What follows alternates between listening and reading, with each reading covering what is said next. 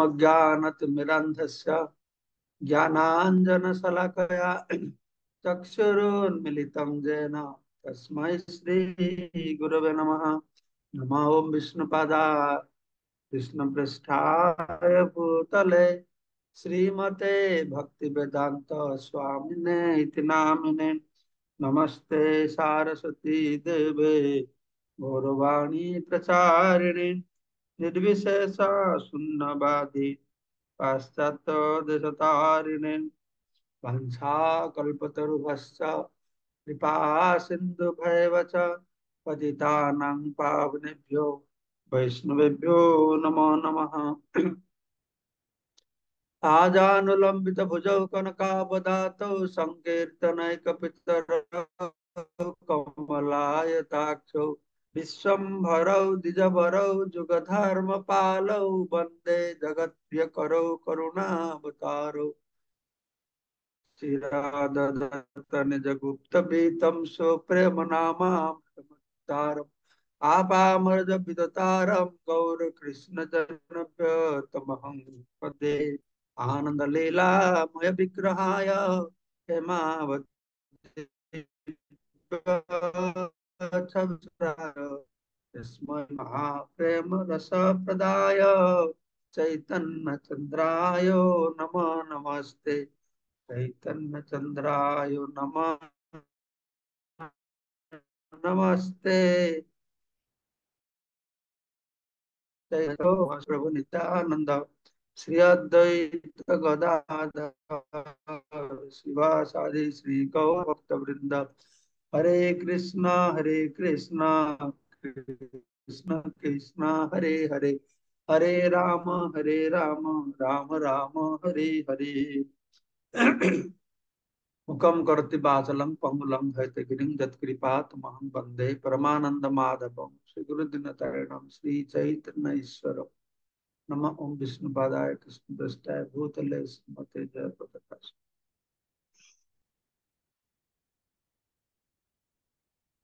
আমরা শ্রবণ করছি শ্রী চৈতন্য চরিতামৃত সপ্তম অধ্যায় থেকে পঞ্চদশ তত্ত্ব নির্ণয়। সে ব্যাপারে আমরা কালকে শ্রবণ করলাম কিভাবে সেই প্রেম বস্তু শিলমোর দিয়ে আনা হয়েছে আর পঞ্চদূতরা সেটাকে নিজে খাচ্ছে আর অপরকে বিলাচ্ছে। লুটিয়া খাইয়া দিয়া ভান্ডার উজাড়ে আশ্চর্য ভান্ডার প্রেম শতগুণে বাড়ে। এই পঞ্চতত্ত্ব যদিও সেই প্রেম ভান্ডার লুটপাট করে খায়, সেই তো ভগবান, কিন্তু ভগবান তো এই প্রেম আস্বাদন করতে এসেছে, লুটপাট করে খাচ্ছে। আর ভক্ত ভগবান তো ভক্তের প্রেমকে গ্রহণ করে, কিন্তু সেই প্রেম, যেই প্রেম ভগবানকে আনন্দ দেয়, ভক্তের জন্য সেটাকে বিলাচ্ছে। প্রেম বিতরণ করে তা উজাড় করলে, উজাড়টা শব্দের মানে কি জানি না আমি, হয়তো উজাড় মানে খুলে দিয়ে, বস্তা খুলে ভান্ডার খুলে দিয়েছেন, কিন্তু তাতে তা ফুরিয়ে গেল না। লুটপাট করে খাচ্ছে, মন ইচ্ছা বিতরণ করছে, যে চায় যে চায় না সবাইকে দিচ্ছে। কিন্তু আশ্চর্যের কথা আছে যে যত বিলাচ্ছে প্রেম আরো বাড়ছে, আরো বাড়ছে, আরো বাড়ছে। আশ্চর্য ভান্ডার, একটা আশ্চর্য রকম ভান্ডার। কিরকম? যত প্রেম বিতরণ করা হচ্ছে আর শতগুণ বেড়ে যাচ্ছে। এই সম্পর্কে আমি সবসময় একটা কথা বলি যে কিভাবে আমাদের ভৌতিক জগতে এক থেকে এক গেলে জিরো, 1 - 1 জিরো, কিন্তু বৈকুণ্ঠ লোকে এক থেকে এক গেলে এক। উপনিষদে বলা হয়েছে ওং পূর্ণমদ পূর্ণমিদম পূর্ণাৎ পূর্ণমুদচ্যতে পূর্ণস্য পূর্ণমাদায় পূর্ণমেব অবশিষ্যতে। কিন্তু মহাপ্রভুর ক্ষেত্রে আমরা দেখছি 1 - 1 = 2। একটা থেকে একটা নিলে 2 হয়ে যাবে, বেড়ে যাবে। প্রভুপাদ তাৎপর্য বলছেন যে শ্রীকৃষ্ণের অবতার বলে পরিচয় দান করে এক ভণ্ড একবার তার শিষ্যকে বলেছিল যে সমস্ত জ্ঞান তাকে দান করার ফলে সবকিছু নিঃশেষ হয়ে গেছে, যায় না ইনি কে আমার জানা নেই। তো যাই হোক, এরকম দৃষ্টান্ত প্রভু দিয়েছেন যে একজন গুরু তার শিষ্যকে জ্ঞান দিল, বলে আমার সব জ্ঞান হারিয়ে গেল। এটা কোনো কথা হলো?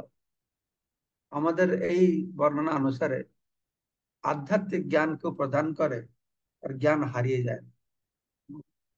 প্রেম বস্তু প্রদান করলে প্রেম শেষ হয়ে যায় না। এখানে আমরা দেখছি শতগুণ বেড়ে যাচ্ছে। তো এই ধরনের ভণ্ডরা মানুষকে প্রতারণা করার জন্য এইভাবে কথা বলে, কিন্তু প্রকৃত পারমার্থ চেতনা এমনই পূর্ণ যে তা যতই বিতরণ করা যায় ততই বাড়তে থাকে। এটা জড় বস্তু নয় যে 5টা থেকে 5টা গেলে আরো 5টা থাকবে না। এই সবসময় পূর্ণ। ওম পূর্ণমদ পূর্ণমিদম পূর্ণাৎ পূর্ণমুদচ্যতে পূর্ণস্য পূর্ণমাদায় পূর্ণমেবাবশিষ্যতে। পূর্ণ আর পূর্ণ। কি করে জ্ঞান দিলে তার জ্ঞান শেষ হয়ে যাবে? তো জড় জগতে যখন কোনো বস্তু বিতরণ করা হয় তখন তার পরিমাণ কমে যায়। তো চিন্ময় জগতে ভগবত প্রেম বিতরণের ফলে কখনোই তা পরিমাণে কমে না। এর পরিমাণে কমার তো কোনো প্রশ্ন নাই। যা ভগবত প্রেম ছিল সেইটুকু থাকে না, বাড়তে থাকে বাড়তে থাকে বাড়তে থাকে। এই হচ্ছে অদ্ভুত চরিত্র। ভগবত ধামের তো কোনো কিছুর অভাব নেই, সব তো পূর্ণ। সেখানে সবকিছু পূর্ণ, কিন্তু পূর্ণ থেকে পূর্ণ গেলেও পূর্ণ থাকে। ঠিক আছে। আনন্দের কথা, আশ্চর্যের কথা। তো শ্রীকৃষ্ণ অনন্ত কোটি জীবের সমস্ত প্রয়োজনগুলি সরবরাহ করছেন। আর সে অনন্ত কোটি জীব যদি কৃষ্ণ ভাবনাময় হতে চায় তাহলে ভগবত প্রেমের কোনো অভাব হবে না, এবং তাদের জীবন ধারণের প্রয়োজনীয় বস্তুগুলিরও অভাব হবে না। আসলে ভগবান এই জগৎকে তৈরি করে প্রচুর পরিমাণে দিয়েছেন। কোটি কোটি জীব খেয়ে পেয়ে ভালো করে থাকতে পারে, কিন্তু আমরাই ভগবানের দেওয়া জগৎকে তছনছ নষ্ট করে দুঃখে মরছি, মূর্খ শিশুর মতো। যেরকম একটা ছোট্ট শিশুকে তার মা একটা প্লাস্টিকের খেলনা দেবে, ওই খেলনা দেখে সে আনন্দ পেতে পারে, কিন্তু বাচ্চাটা সঙ্গে সঙ্গে খেলনা নিয়ে কি করে, ভেঙে দেয়, মুখে কামড়ে দেয়। হ্যাঁ, আমাদের ভাষাটি সেই রকম। ভগবান আমাদেরকে এই জগতে আমরা তাকে অবমাননা করেছি বলে পাঠিয়েছেন, কিন্তু আমাদের তো ঘৃণা করে না, আমাদের ভালো থাকতে ব্যবস্থা করেছেন। হ্যাঁ, ঈশবাসং ইদং সর্বম যৎকিঞ্চিৎ জগতাং জগৎ তেন ত্যক্তেন পুঞ্জিতা মহাকৃত কশ সিদ্ধানম। হ্যাঁ, এই সব কিছু ভগবান দিয়েছেন, যার যতটুকু লাগবে তার ততটুকু কোটা দেওয়া আছে। জন্য বলছে মা গৃত কষ্ট সিদ্ধানম, অপরের ধন গ্রহণ করা ঠিক না। কিন্তু সারা জগতে কি হচ্ছে, অপরকে নির্যাতিত করে আমি বেশি পাবো, আমি বেশি স্টোর হাউসে রাখবো। জগতে কোনো অভাব হতো না, কোটি কোটি কোটি কোটি টাকা, কোটি কোটি খাবার জিনিস, এটা সব স্টোর হাউসে রেখে দেয়। আমরা দেখছি না মন্ত্রীদের বাড়ি থেকে 10,000 কোটি 15,000 কোটি সব বেরোচ্ছে, এগুলো তো এইটুকু বেরোচ্ছে, আর কোটি কোটি লোক তো ঘরে পড়ে আছে। কোনো অভাব নেই। আমাদের অভাবটা আমরা নিজে তৈরি করছি, নিজে তৈরি করছি। ভগবত ধামে অভাবও তো নেই, প্রচুর পরিমাণে যেটা আছে সেইটুকু তা সবসময় বাড়তে থাকে, বিশেষ করে ভগবত প্রেম। তাই জীবনের ভগবত প্রেম, ভগবানকে ভালোবাসা শিখলে প্রতিটি মানুষকে ভালোবাসবে, প্রতিটি জীবকে ভালোবাসবে। তার ভালোবাসা শুধু তার নিজের জন্য নয়, তার স্ত্রী ছেলে মেয়ে ঘর বাড়ির জন্য নয়, তার সমাজের জন্য, তার দেশের জন্য নয়, তার ভালোবাসা সবার জন্য। এটা বুঝে যে সবাই হচ্ছে কৃষ্ণের, সবাই ভগবানের। তো এই ভালোবাসা যদি থাকে তাহলে তার আর জীবনের প্রয়োজনের কোনো অভাব থাকবে না। প্রয়োজনের অভাব থাকবে না মানে কি, কতটুকু প্রয়োজন, যতটুকু প্রয়োজন ভগবান দিয়েছেন। ইংরেজিতে বলে যে ভগবান, God supply you what you need, not your greed. আমাদের যা যতটুকু ততটুকু দরকার দেবে, কিন্তু আমাদের লোভকে ভগবান দেবে না। সেটা যেন ভগবান দেয় না, আমরা দেয়। আমরা যা নিড দরকার, তার মধ্যে আমার শুনতে থাকে না, তার থেকে বেশি চাই আর বেশি চাই আর বেশি চাই। তো ভগবান ততটুকু দিয়েছেন, ততটুকু সন্তুষ্ট থাকলে হ্যাঁ বাস জীবন আমরা সরলভাবে পরিচালনা করতে পারি। শ্রীকৃষ্ণ অনন্ত কোটি জীবের সমস্ত প্রয়োজনগুলি সরবরাহ করছে। আর সেই অনন্ত কোটি জীব যদি কৃষ্ণ ভাবনাময় হতে চায়, তাহলে ভগবত প্রেমের কোনো অভাব হবে না। তো তাদের জীবন ধারণের প্রয়োজনীয় বস্তুগুলির অভাব হবে না। আমাদের কৃষ্ণ ভাবনামৃত আন্দোলন আমি এককভাবে শুরু করেছিলাম, এবং আমাদের জীবন ধারণের জন্য কেউ কখনো কোনো রকম সাহায্য করেননি। কিন্তু আজ আমরা সারা পৃথিবী জুড়ে কোটি কোটি ডলার ব্যয় করছি, এবং এই আন্দোলন প্রমাণে বেড়েই চলছে। তো প্রভুপাদ হচ্ছেন তার জ্বলন্ত দৃষ্টান্ত। কৃষ্ণ ভাবনায় থাকলে কিভাবে এই ভৌতিক জড় ঐশ্বর্য দ্বারা প্রভাবিত হবে না, ভগবান তাকে বহুত ঐশ্বর্য দেবে, কারণ সে সব ভগবানের সেবা লাগবে। সুতরাং অভাবের কোনো প্রশ্ন ওঠে না। তার জ্বলন্ত দৃষ্টান্ত স্বয়ং ছিল প্রভুপাদ। $6 নিয়ে গিয়েছিলেন, যেহেতু নিজের জন্য কিছু করেনি, সম্পূর্ণরূপে নিঃস্বার্থপর। নিঃস্বার্থপর মানে কি, ভগবান উদ্দেশ্যে করেছে।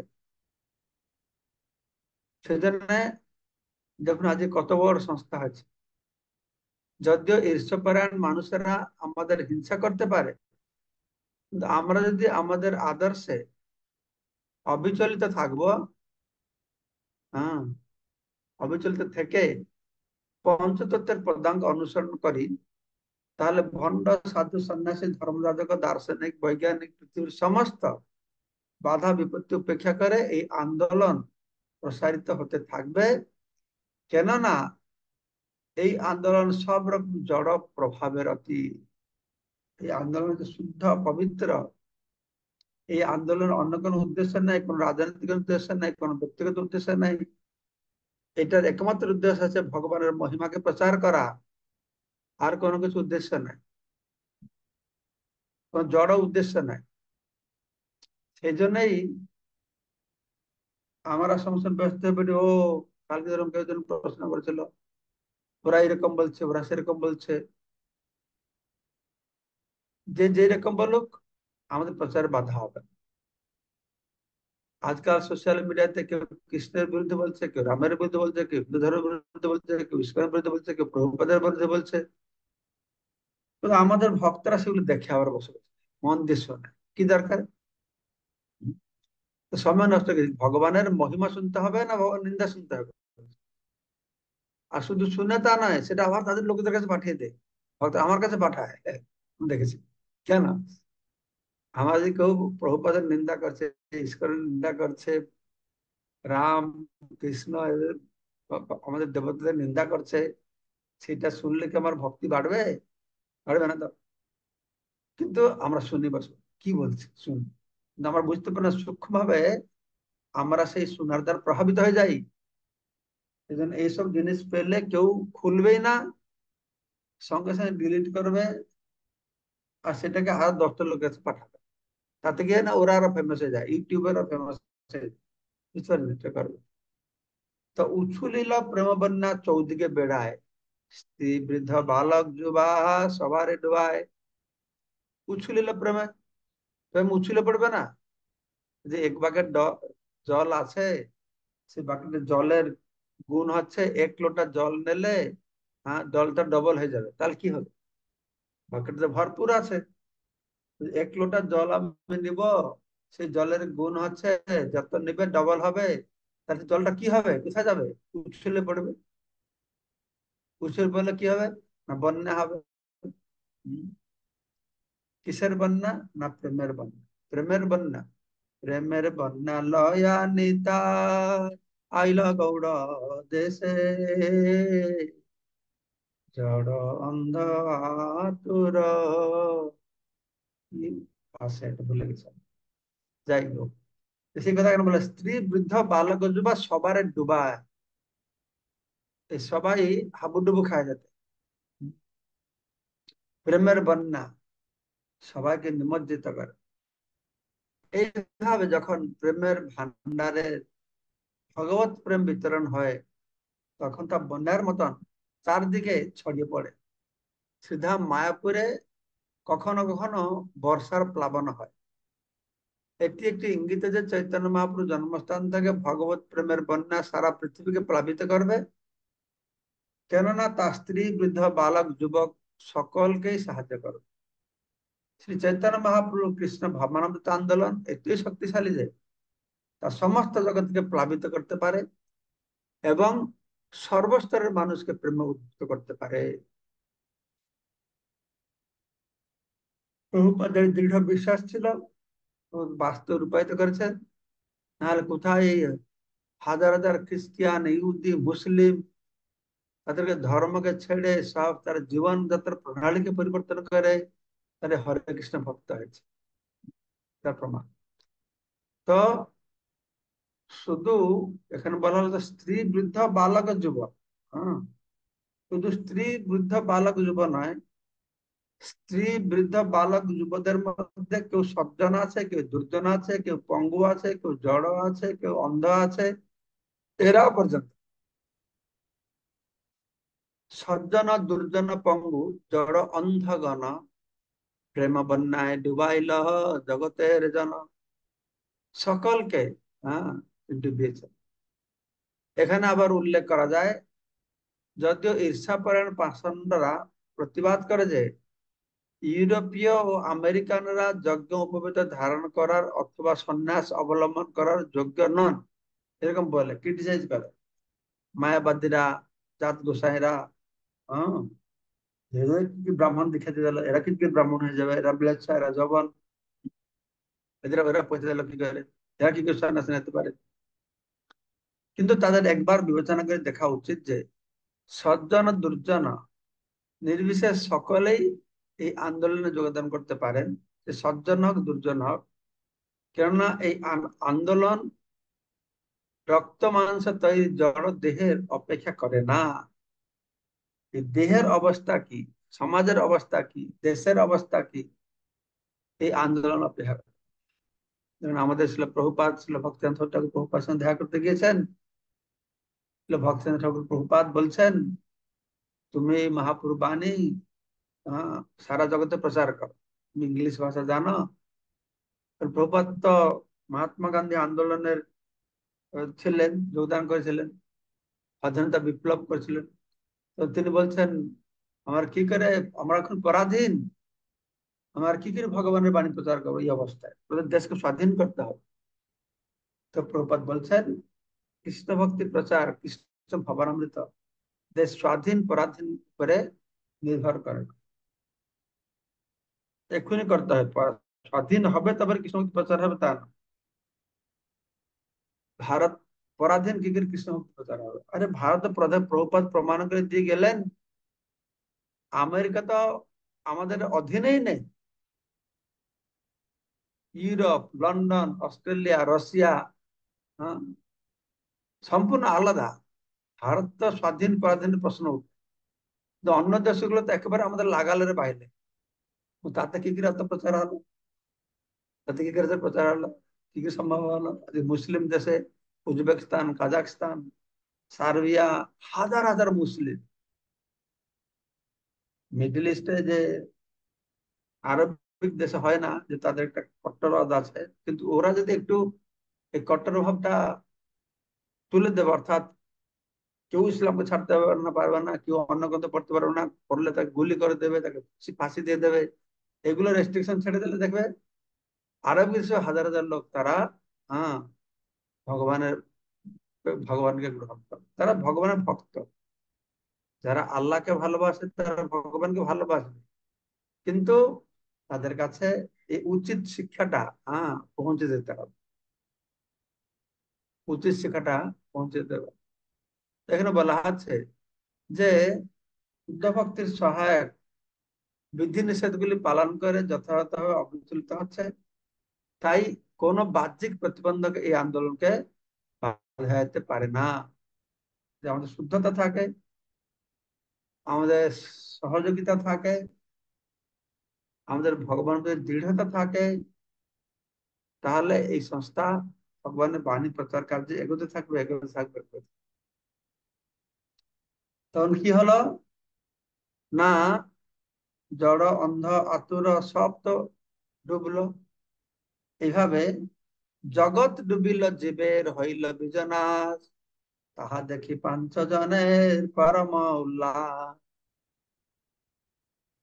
পঞ্চত এই পাঁচজন যখন দেখলেন যে ভগবত প্রেমে সমস্ত জগৎ নিমজ্জিত হয়েছে এবং জীবের জড় ভোগ উপাসনার বীজ সম্পূর্ণ নষ্ট হয়েছে, তখন তাদের পরম উল্লাস হলো, ভগবানের পরম উল্লাস হলো, ভগবানকে যে যে পঞ্চরূপে প্রকাশ করেছেন তা পরম উল্লাস হলো।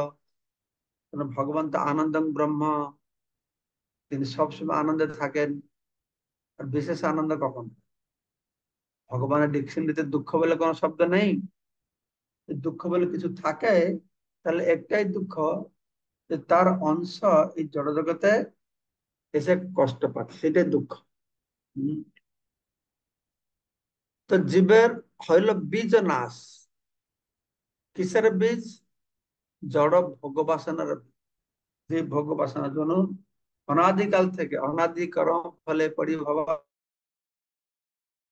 বলে তরিবার না দেখি উপায় আমরা ঘুরছে আর ঘুরছে আর ঘুরছে।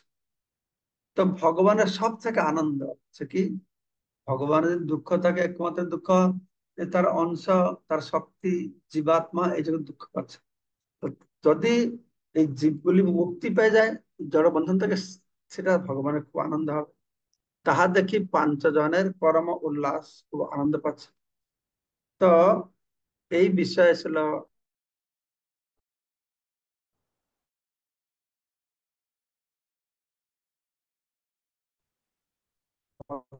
সিদ্ধান্ত সাগর। জীব কোথা থেকে আসছে? তটস্থ শক্তি। জীব ভগবানের প্রকাশ নয়, অবতারের ভগবানের প্রকাশ, কিন্তু জীব ভগবানের প্রকাশ নয়, তার জীবশক্তির প্রকাশ। এটা ভালো কি মনে রাখতে হবে, তার জীবশক্তির প্রকাশ। জীব হচ্ছে তটস্থ শক্তির সম্ভূত। তাই প্রতিটি জীবেরই কৃষ্ণ ভাবনাময় হওয়ার স্বাভাবিক প্রবণতা রয়েছে, কারণ জীবাত্মা তটতে আছে, কৃষ্ণ ভাবনা গ্রহণ করতে পারবে, ত্যাগ করতে পারবে। অর্থাৎ কৃষ্ণ ভাবনা হবার সুযোগ প্রতিটি জীবের জন্য থাকবে। এই ভোগবাসনার বীজগুলি যখন ধরা প্রকৃতির প্রলোভনগুলির দ্বারা উল্লাস জলে সিঞ্চিত হয়, তখন তা অঙ্কুরিত হয় ক্রমে ক্রমে জড় বন্ধন রূপ মহিরূপে পরিণত হয়। কারণ সুন্দরটা তুলনা দেওয়া হয়। তো এই বীজগুলি কি, বীজগুলিকে কম্পেয়ার করা হলো, তুলনা করা জড় ভোগ বাসনা। জড় ভোগের বাসনাটা, এই বাসনাটা আছে বীজ। নিজেন্দ্রিয় প্রতিবাঞ্ছা তারে বলে কাম, কৃষ্ণেন্দ্রিয় প্রতিবাঞ্ছা ধরে প্রেম নাম। এই ভোগ বাসনা যে কাম, এটা হচ্ছে বীজ। আর যাতে জল দেওয়া হলো বীজে, কি জল দেওয়া হলো? জড় প্রকৃতির প্রলোভন গুলি হচ্ছে জল, বাসনা আছে। আর জড় প্রকৃতি বিভিন্ন সম্ভার বানিয়ে বসে আছে। হ্যাঁ, এটা নাও, সেটা নাও, সেটা নাও, কত প্রকারের বৈচিত্র্য নিয়ে বসে আছে। সেটা হচ্ছে জলসিঞ্চন। তো যেরকম আমাদের ভক্তি বীজ ছিল, ভক্তি বীজে জলসেচন করা হলো কি, শ্রবণ কীর্তন জলে করহ সেচন। তারপরে সে লতা বাড়বে, ভক্তি লতা বাড়বে, সবকিছু অতিক্রম করে গোলকে গিয়ে প্রেম ফল দেবে। ঠিক সেরকম এখানে বর্ণনা করা হচ্ছে যে জড় ভোগ বাসনার উপর বীজ, সেটা যে ভক্তিলতা বীজ, এটা জড় ভোগ বাসনার উপর বীজ। সেখানে জল জল দেওয়া হলো শ্রবণাদি শুদ্ধ জলে করহ সেচন। আর এখানকার জলটা কি না, প্রকৃতির প্রলোভন, বিভিন্ন প্রকারের সুন্দর সুন্দর জিনিস দেখাচ্ছে। হ্যাঁ, ভোগের তো বাসনা এমনি আছে, আর এগুলো পেয়ে কি হচ্ছে, সে বিরাট একটি গাছে পরিণত হচ্ছে। এই ভোগবাসনার বীজগুলিতে জড়া প্রকৃতির প্রলোভনগুলির দ্বারা জলসিঞ্চিত হয়, তখন তা অঙ্কুরিত হয়, ক্রমে ক্রমে জড় বন্ধন রূপ মহিরূহে পরিণত হয়, এবং তার ফলে জীব সব রকম জড় ভোগের প্রতি আসক্ত হয়। জড় বন্ধন আছে বৃক্ষ মহিরূহ, মহিরূহে পরিণত হয় জড় বন্ধন। এখানে বলা হলো জড় ভোগবাসনা হচ্ছে বীজ, এবং জড় জগৎ প্রকৃতির প্রলোভনগুলি হচ্ছে জল, আর তার ফলটা কিসের ফল হলো? এই ফল হচ্ছে জড় বন্ধন, বৃক্ষ, এটা হচ্ছে বৃক্ষ, সরি বৃক্ষ জড় বন্ধন, জড় বন্ধন হচ্ছে বৃক্ষ। তার ফলে কি হয়? তার ফলে জীব সব রকম জড় ভোগের প্রতি আসক্ত হয়ে যায়। এই জড় ভোগের আসক্তি তৃতাব দুঃখ সম্বন্ধ, এটা হচ্ছে ফল, এটা হচ্ছে ফল। তো এই ভোগের প্রতি আসক্তি হলে ফল পাবে, কি ফলটা? তৃতাব দুঃখ, আধ্যাত্মিক, আদি ভৌতিক, আদি দৈবিক। যেরকম ভক্তিলতা গাছের ফল হচ্ছে প্রেম, এটা হচ্ছে তৃতাব দুঃখ। কিন্তু প্রকৃতির নিয়মে যখন বন্যা হয়, তখন বীজ যেমন আর অঙ্কুরিত হতে পারে না, তেমনি সারা পৃথিবী যখন ভগবত প্রেমের বন্যায় প্লাবিত হয়, তখন জড় ভগবাসনের বীজ নষ্ট হয়ে যাবে। বলছেন যেরকম যদি আমরা ধান যে লাগানো হয়েছে বা কোনো বীজ লাগানো আছে, বড় বন্যা আসে গেল, বাস আছে বীজ অঙ্কুরিত হবে না, পচে যাবে। ঠিক সেইভাবে এই পৃথিবীর ভগবত প্রেমের বন্যা প্লাবিত হলে কি হবে? না, মানুষের ভোগবাসনের বীজ নষ্ট হয়ে যাবে। যে পর্যন্ত ভোগবাসনের বীজ নষ্ট হচ্ছে, আমাদেরকে এই ভোগবাসনা ত্যাগ করাটা বড় মুশকিল হয়। কিন্তু প্রেম ভক্তির দ্বারা আমার হাবুডুবু খাবো, অটোমেটিক্যালি এই ভোগবাসনের বীজটা নষ্ট হয়ে যাবে। এইভাবে কৃষ্ণ ভাবামৃত আন্দোলনের যতই প্রসার হবে, ততই বড় ভোগাসক্তি কমে যাবে। কৃষ্ণ ভাবামৃত আন্দোলনের প্রসারের ফলে এই ভোগবাসনা বীজ আপনা থেকে নষ্ট হয়ে যায়। শ্রী চৈতন্য মহাপ্রভুর কৃপার প্রভাবে শ্রীকৃষ্ণ ভাবামৃত আন্দোলন যে সারা পৃথিবী জুড়ে প্রসার লাভ করছে, সেজন্য ঈর্ষা পরায়ণ না হয়ে আনন্দ হওয়া উচিত।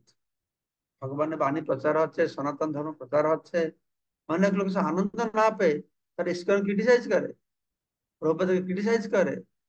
বড় বড় ধার্মিক নেতারা পর্যন্ত বুঝতে পারে না, তারা ক্রিটিসাইজ করে। ক্রিটিসাইজ করার কারণ হচ্ছে হয়তো সহিষ্ণুতা ভাবের অভাব, সহ্য করতে পারছে না।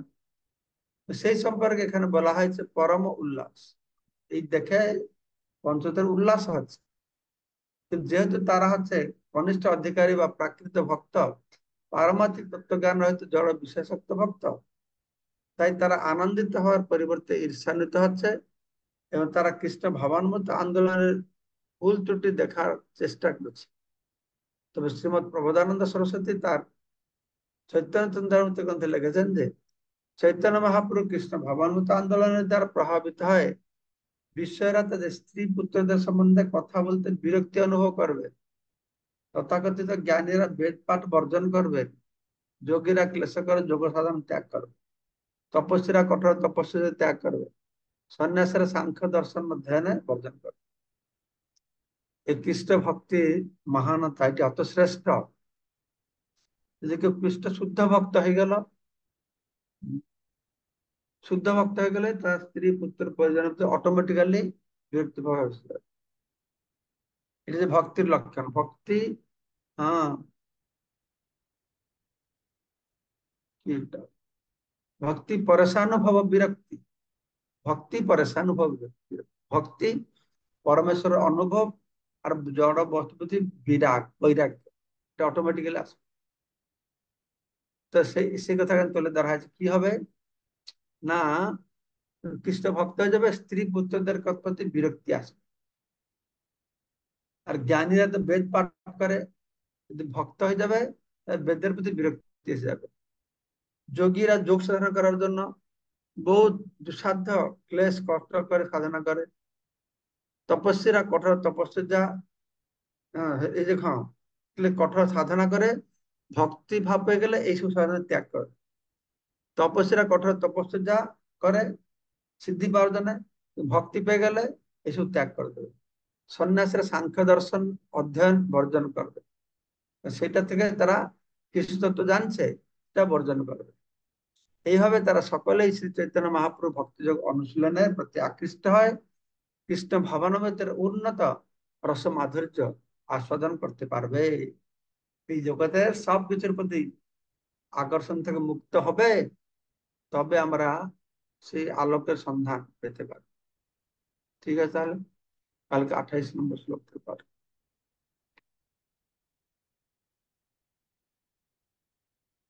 কোনো প্রশ্ন আছে?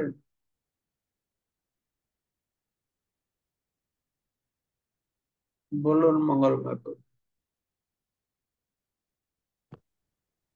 হরে কৃষ্ণ মহারাজ, দণ্ডবত প্রণাম মহারাজ। মহারাজ, ভক্তের কাছে রয়েছে প্রেম, আর ভগবানের কাছে রয়েছে মাধুরিমা। ভক্ত আহ, আহ, তাহলে মহারাজ, এই যে উম, আর পঞ্চতত্ত্ব তো ভক্ত রূপে এসছেন, তাহলে কিভাবে প্রেম আস্বাদন করছেন? তারা প্রেম আস্বাদন করছে আর প্রেমকে বিলাচ্ছে। জীব তার প্রেম আস্বাদন করবে না, ভগবান প্রেম আস্বাদন করবে, তারা জীবকে বিলাচ্ছে। অর্থাৎ জীব ভগবানকে প্রেম দান করবে, সেই প্রেমটা ভগবান দিচ্ছেন। কিভাবে ভগবান, ভগবান কাছে তো প্রেম নেই, ভক্তের কাছে প্রেম ভগবান দেবে কি করে? সেই জন্য ভগবান ভক্ত ভাবকে অঙ্গীকার করে এসেছে, রাধারানীকে অঙ্গীকার করে এসেছে, রাধারানীর কাছে প্রেম আছে। ঠিক আছে, তো তারা নিজে সেই প্রেম ভগবত রূপে প্রেম আস্বাদন করছেন, বা ভক্ত রূপে সেই প্রেম ভগবানকে দিয়ে আনন্দ পাচ্ছে। ভক্ত ভাবে, তারা তো এখন ভগবান ভাব নেই, তারা ভক্ত ভাবে আছে, তাই না? হুম, হুম। তাই সেই প্রেমের দ্বারা আনন্দ পাচ্ছে, আর সেই প্রেম সব ভক্তকে দিচ্ছে, ভক্তরা ভগবান প্রতি সেই প্রেম লাভ করে তারাও আনন্দ পাচ্ছে। হ্যাঁ ঠিক আছে, মহারাজ। ঠিক আছে। মহারাজ, এই পঞ্চতত্ত্বের ভগবান পৃথিবী প্রেমের বন্যায় ভাসিয়ে দিলেন, তাহলে সমস্ত বীজ নষ্ট হয়ে গেল ভোগ বাসনার। তো মহারাজ, সেই সময় যারা এই ভৌতিক জগতে ছিলেন, তারা কি সবাই ভগবত ধামে ফিরে গিয়েছিলেন? যারা এই সংস্পর্শে এসেছে তারা ফিরে গেছে, এখনো ফিরছে, এখনো সংস্পর্শে আসছে।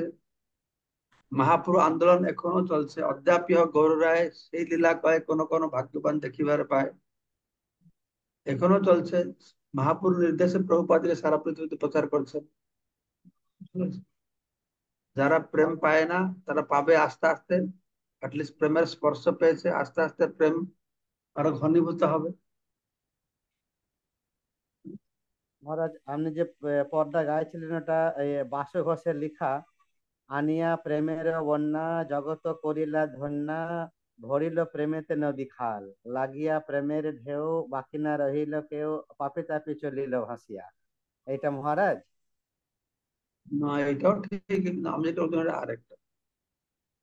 আচ্ছা। নিত্যানন্দ প্রভু হম হম, ফিরে এসছেন পুরী থেকে বেঙ্গলে, আনিয়া প্রেমের বন্যা ডুবালো জগৎ, এরকম কিছু, জড় আতুর অন্ধ, এরকম আরেকটা। ঠিক আছে, সুভাষিনী মাতাজি বলুন। প্রণাম, ধন্যবাদ। হরে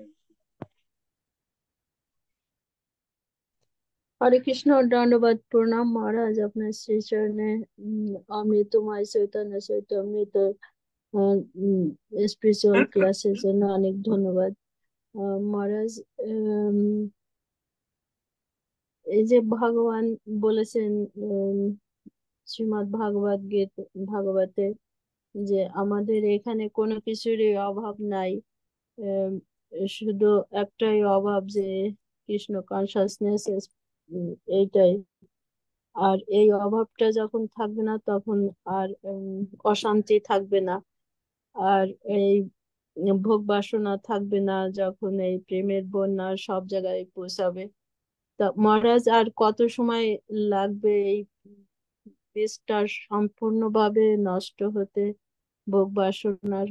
আর মহারাজ একটা জানার বিষয় যে হলো, আহ, এই একটা সমস্যায় ভুগছি আমরা। যেমন গ্রুপটা লেখা আছে আদর্শ, আর প্রত্যেক দিন 24 ঘন্টা কন্টিনিউয়াস তো এরকম ক্রিটিসাইজ আর বদনাম করতেই থাকে। ডিলিট করলে আরো করে মহারাজ। এখন কিভাবে এর থেকে পরিত্রাণ পাওয়া যায় মহারাজ? হরে কৃষ্ণ। আদর্শ মানে কি যারা এরকম না তো এক্সপার্ট যে? মোবাইলে জানে তাদেরকে বললে কিভাবে ব্লক করা যায়, প্রত্যেকটা সিস্টেম আছে, বুঝতে পারছেন? ব্লক করা যায়। তো ব্যাপার হচ্ছে কলিযুগের প্রভাব, তো লোকেরা সবসময় ভালো জিনিসটা না দেখে খারাপ জিনিসটা দেখে। ঠিক আছে, যদি কার যে খারাপ জিনিস আমরা দেখলাম, গুরু মহারাজ বলছে আমরা সেটাকে অথরিটিকে বলবো। এটা যদি পাবলিকে সবাইকে বলি, যার সম্পর্কে বলবো তার ক্ষতি হবে না, যে বলবে তার ক্ষতি হবে। গুরু মহারাজ যে বলছেন, কেন শাস্ত্রে বলা হয়েছে, আমি যদি আপনার মধ্যে কোনো কিছু খারাপ জিনিস দেখি, তো সেটা যদি আমি পাবলিকে সবাইকে বলে বেড়াই, প্রথম কি হবে, আপনার খারাপ গুণগুলি আমার ভিতরে আসবে। ঠিক আছে? আর দ্বিতীয় হচ্ছে, আমরা যার নিন্দা করব, ওই নিন্দার ফলে সেই তার জন্য ভালো। যার নিন্দা করবে তার জন্য ভালো। তার সেই পাপ থেকে সে মুক্ত হবে। কিন্তু সেটা পন্থা নয়, সেটা উপায় নয়। কিছু লোক আদর্শ বলে, কিন্তু ওরা যা কথা বলে আপনি তো বুঝতে পারছেন সে কথা থেকে আদর্শ নাকি বুঝে যাচ্ছে না। তো সেই জন্যই যারা বললে বলে, আর অনেক লোক তাতে ঢুকেছে। কিভাবে ওখান থেকে বেরোনো যায় আমি তো জানি না, আমি বেশি হোয়াটসঅ্যাপ করে যাই না, আপনি জানবেন, জিজ্ঞাসা করেন। ঠিক আছে, তাহলে আমি আজকে এখানে বিশ্রাম দিচ্ছি। বাঞ্ছা কল্প ধন্যবাদ মহারাজ। সিন্ধু বাঞ্ছকল্প তরু ভাষা কৃপা সিন্ধু বয়ে বচ পতিতানাং পাবনভ্য বৈষ্ণবায় নমো নমো।